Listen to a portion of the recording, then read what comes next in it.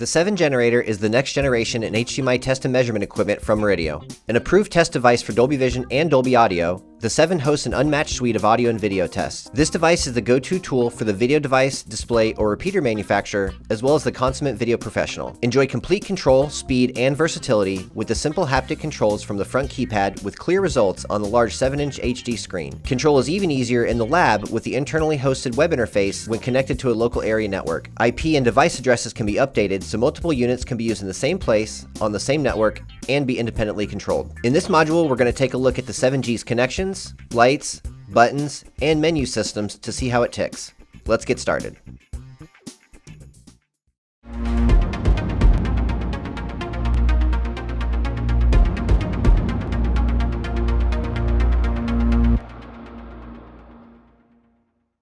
Let's cover the connections on the back of the 7G. First, we'll look at the AV sync sensors. The visual probe connection is where you would connect the light sensor that's used to measure sync and/or latency. The microphone connection is where you would connect the included mic to measure AV sync or audio latency.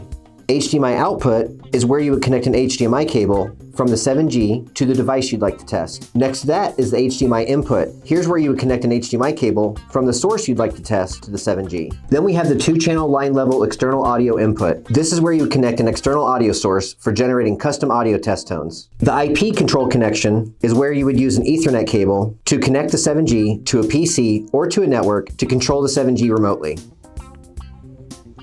You can also connect the 7G to a PC or control system to control it remotely. Under that, there are 2 extracted audio connections. One is Toslink, the other is digital coax. With these 2 connections, you can send extracted audio signals out of the 7G. You can also control the 7G with a PC or a control system with a serial connection. The USB 3.0 connection will let you control the 7G remotely with the PC, and this is also used for firmware updates or to upload any custom audio files, video files, or still images to the 7G. Above that is the connection for the 12-volt power supply, and next to that is a rocker switch that will turn the 7G off and on.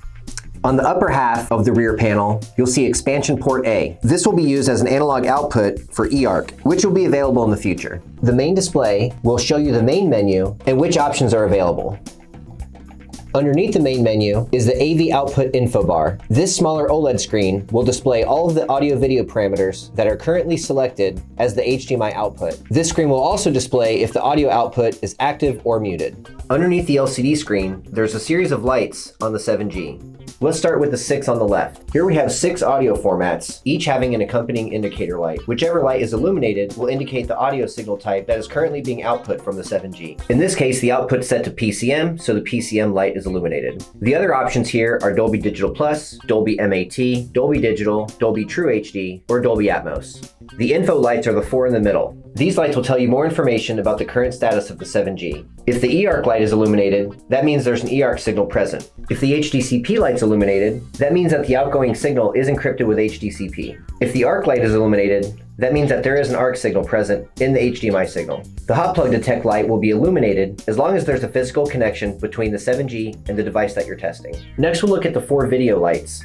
Each of these 4 HDR versions have an accompanying indicator light. Whichever light is illuminated will indicate the type of HDR signal that's being output from the 7G. If none of these lights are illuminated, that means that the output of the 7G is set to SDR, or standard dynamic range. Let's take a look at the buttons on the front panel of the 7G. We'll start with the home button in the bottom left. This button will always take you back to the main menu.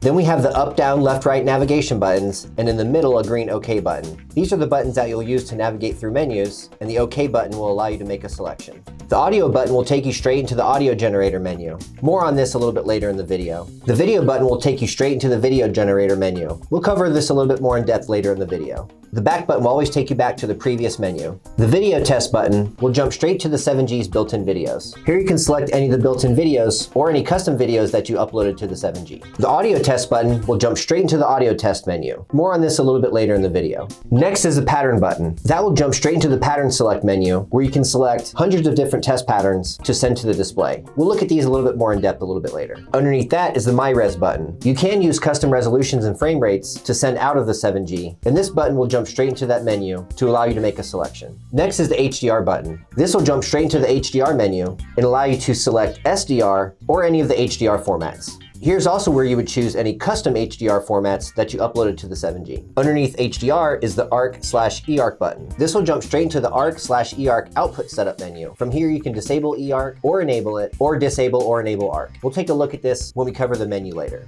Then we have the EDID button. This will let you jump straight into the EDID menu so you can see things like the EDID of the sync device or any audio information. We'll take a deeper look at this a little bit later. Underneath EDID is the CDS button, or Capability Data Structure button. This will jump straight into the EDID and eARC CDS menu. Here you can see more information about the device you're connected to. We'll take a closer look at this when we cover the menu later. Next is the HDCP button. This will jump straight into the HDCP setup menu where you can choose different versions of HDCP or turn it off.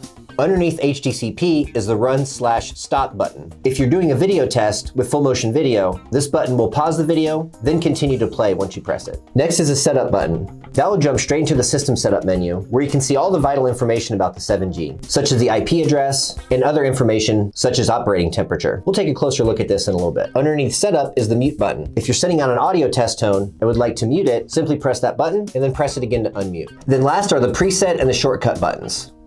Let's say, for example, you have a specific video format that you use all the time. You can assign that format and one other to the Preset 1 and Preset 2 buttons. So when you press Preset 1 or Preset 2, that'll recall all the audio and video parameters that you set. And then underneath that are the two shortcut buttons. If you have a very commonly used menu item, you can assign those to the shortcut buttons, and you can save up to 2. When you press either one of these buttons, the 7G will jump straight to the saved menu. Now that we've explored all the buttons, let's take a look at the menu system. Now that we've seen all the connections, lights, and buttons on the 7G, let's take a deeper dive into the menu system. We're going to start with the main menu by pressing the home button. First, we'll take a look at the video generator. After highlighting video generator and pressing OK, I can now choose between different options. Any 4K resolution, all the way down to standard definition. There are some VESA resolutions in here, as well as 3D, and if you'd like to, you can use any custom timing or resolutions that you've uploaded to the 7G. By selecting Auto, the 7G will put out a video signal based on the EDID of the device it's connected to. Press the back button twice. Next, we'll look at the video tests. Here you have a variety of different test videos that you can look at on a display. There are several built-in video clips to test with, and if you'd like to, you can upload your own video clips to the 7G. If you would like to view any of your uploaded video clips, there are 2 user memories. Here you can select either video clip 1 or video clip 2. We'll press the back button to return to the video test menu, and the back button one more time to the main menu. Next, we'll look at the audio generator. Here's where you can select different audio formats to generate from the 7G. By pressing OK, now I can choose different options, such as PCM audio, Dolby, or audio coming from an external source using the 3.5mm connection, or DTS. Once in any of these menus, you have several options to choose from, such as the sampling rate, bit depth, assigned wave tone of different frequencies, the volume of that tone, and the channel configuration for the test tone. This can be 2 channel up to 8 channels. Press the back button. Now we can look at what's in the Dolby audio generator. From here you can choose the Dolby Digital format. That can be Dolby Digital, Dolby Digital Plus, Dolby MAT, or Dolby True HD. Also, you can upload your own audio streams for testing. These are listed My Stream 1 through 6. We'll push the back button to exit, and then back one more time to the audio generator menu. Next, we can select the external analog left-right input, or we can select the DTS audio generator. Under the DTS audio generator, you can now choose different DTS formats, such as regular DTS, DTS HD, DTS HD Master Audio, DTSX, DTS Express, or any custom uploaded DTS streams. Press the back button to exit, and then back one more time to the main menu. Just a note, any of the audio settings apply to the HDMI transmitter and receiver for eARC or ARC. You can enable these from the System Setup menu, which we'll take a look at a little bit later. Next, we'll look at the audio test menu. Here you have 2 options, the source/speaker test or the sync and latency test. First, we'll look at the source/speaker test. Here you have 3 options, speaker allocation, white noise, or sweep audio. First is the speaker allocation test. With this, you can specifically identify the speakers in the AV system by their designated channels. The white noise test will play full spectrum white noise throughout the AV system to confirm that an audio signal is making its way throughout the entire system. Sweep audio is similar to the white noise test, except this test tone is a full spectrum frequency sweep. Now let's look at the sync and latency test. Press OK, and then choose the resolution and the frame rate that you'd like to use for the test. Once you've chosen that, press the back button. Next, we'll set up Dolby Vision. Here you can turn Dolby Vision off, or you can use sync-led Dolby Vision or source-led Dolby Vision. Next is Audio Stream Start Adjust. Here you can set the amount of time that the audio signal starts before the video. Next, we'll take a look at the AV sensor's functional test. This is used to ensure that the microphone and the visual probe are both working properly. First, we'll look at the microphone functional test. Once that's highlighted, we'll press OK, and we should see the word success. That means that the microphone is plugged in and functioning correctly. Next, we'll take a look at the visual sensor. Notice how it says failure and not success. If you get a failure message on either the microphone or the visual sensor test, make sure the connections are tight and try again. Once the microphone and the visual sensor both pass the test, now you can go ahead and put them in place. Using the suction cup on the visual sensor, go ahead and place that in the middle of the display. You can also put it on a tripod if you're testing a projector. Then put the microphone close to the display speaker or a speaker in the audio system. Now you can test AV latency, ARC latency, or eARC latency. Let's start with AV latency. Now you've already chosen the video parameters. Now you just have to choose the audio format. In this case, for this demonstration, we'll use PCM2 channel. If you have uploaded any custom streams, you would choose those here. Either My Stream for AV Latency 1 or My Stream for AV Latency 2.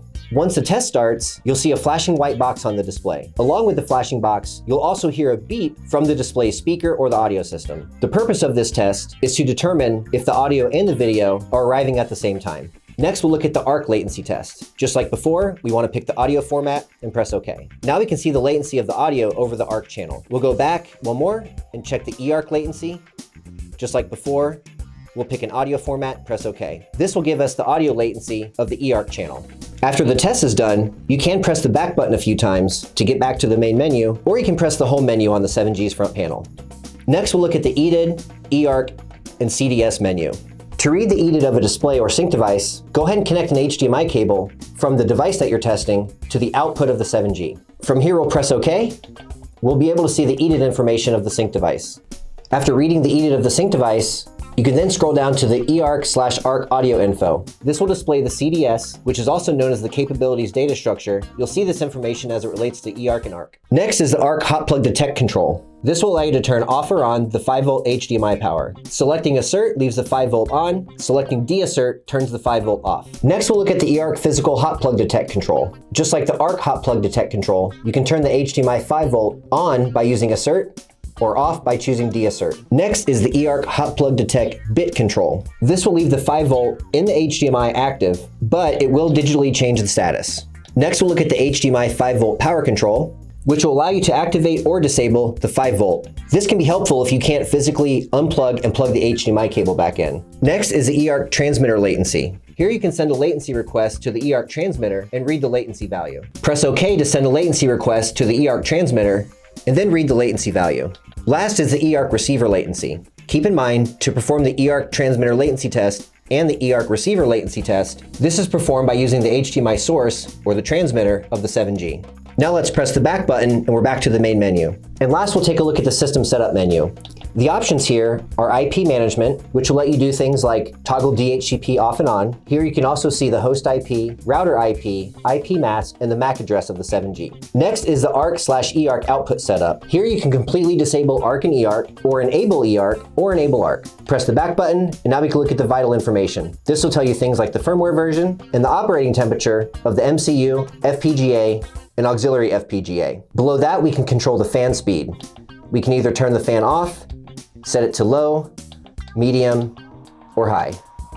And then last but not least is the Reset All Settings button. Pressing this button will reset the 7G back to its factory state. Just note, if you do this, the eARC and ARC will be disabled. So if you have to test that later, don't forget to turn it back on. Thanks for watching this training video on the Murideo 7G generator. For any questions or feedback, feel free to visit us at murideo.com, or you can always give us a call at 605-330-8491, or you can email us directly at info@murideo.com. Thanks for watching.